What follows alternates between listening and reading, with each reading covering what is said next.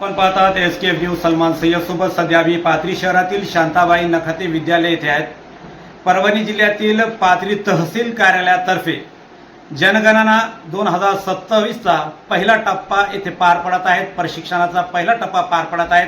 आमच्या सोबत आहेत सहाय्यक महसूल अधिकारी परदेशी मॅडम व सोबतच नोडल अधिकारी वाघमारे सर आहे। आपण त्यांच्याशी सविस्तरपणे जाणून घेणार आहोत की पाथरी शहरातील शांताबाई नखाते विद्यालयामध्ये जनगणना 2027चा पहिला टप्पा जे पार पडत आहे त्या बाबतीत त्यांच्याकडून आपण सविस्तर माहिती घेणार आहोत। पाहूया एक नजर।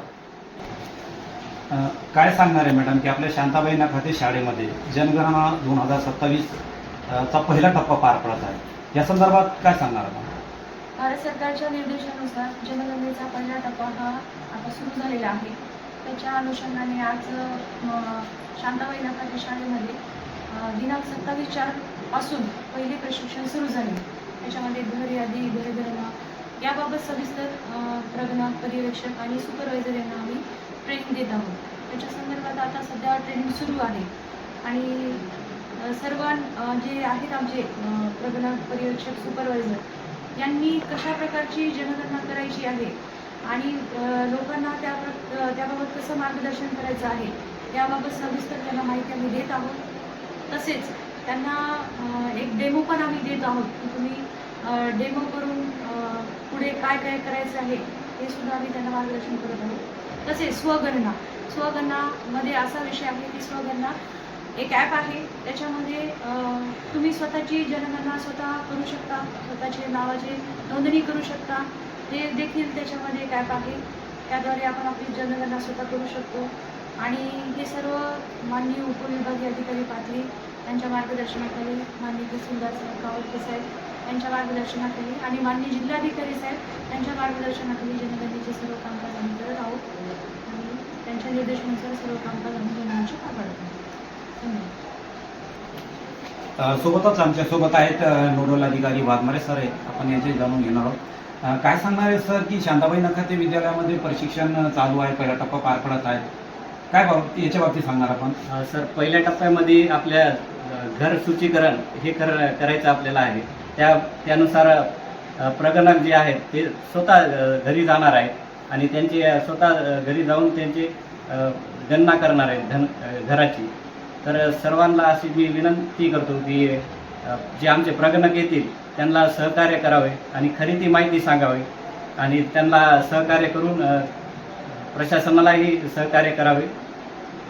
आणि काहीच नाही जर बोलले तर त्याला 4 नंबर द्यायचा आहे।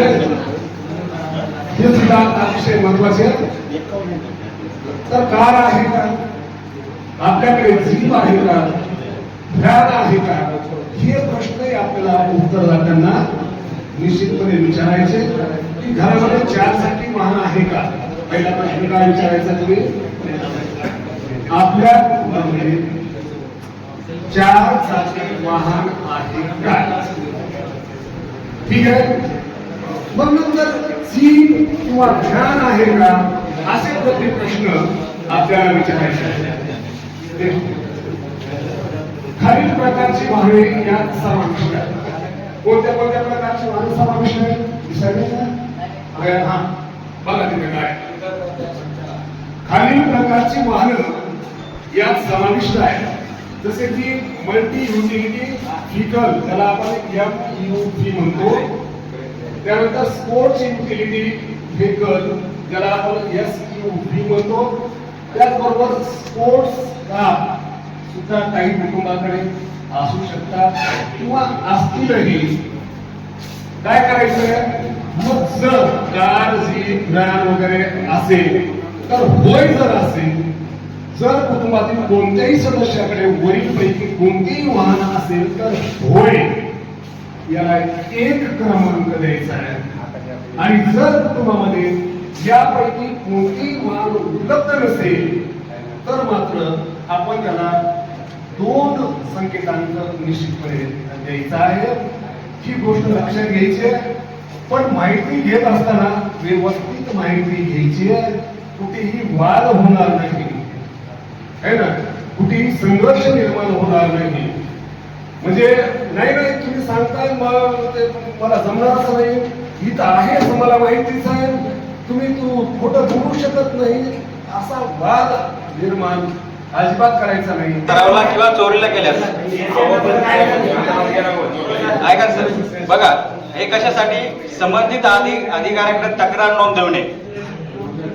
म्हणजे जर मोबाईल हरवला, तुमच्याकडे हा नंबर असेल तर तुम्ही संबंधित अधिकाऱ्याकडे तो तक्रार नोंदवू शकता. म्हणजे चार्ज ऑफिसर यांच्याकडे तक्रार नोंदवू शकता तुम्ही. किंवा जनगणना माहितीवरील प्रवेश अवरोधित करणे. म्हणजे तुमचा जो आयडी पासवर्ड असेल जो क्रिएट केलेला आहे तो चार्ज ऑफिसर ब्लॉक करू शकतात. त्यासाठी हा नंबर महत्वाचा आहे. त्याच्यानंतर गैरवापर टाळणे. आपण तक्रार केल्यानंतर त्याच्यावर कारवाई होईल, त्याच्यामुळे गैरवापर होणार नाही. त्यासाठी हा खूप महत्वाचा आहे. बघा म्हणजे सेटिंग दिलेलं आहे, प्ले प्रोटेक्ट अँड्रॉइड एनेबल, म्हणजे सेटिंग प्रोसेस आहे. याप्रमाणे तुम्ही सेटिंग केलं तर तुम्हाला तुमचा मोबाईल एकदम सिक्युरिटी मध्ये राहील.